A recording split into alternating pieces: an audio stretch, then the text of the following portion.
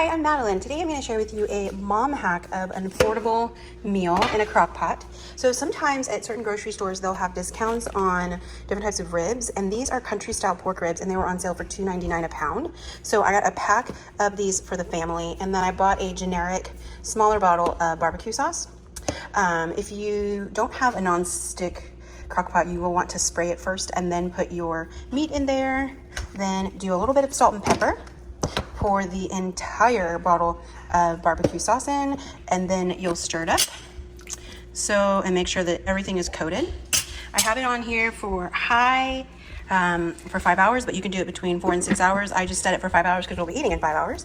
And then I bought a pack of potatoes that I'm gonna bake that I got for just a few bucks. So this whole meal for the entire family, baked potatoes and slow cooked ribs, cost me about $10 at the grocery store. So happy cooking, and this will be slow cooking all day long and make the house smell amazing. And it's boneless, so it will be work for the whole family. And then for the baked potatoes, I'll just wrap them in foil and put them in the oven for an hour and a half at 425 with some butter, and they will be good to go. Have a great day.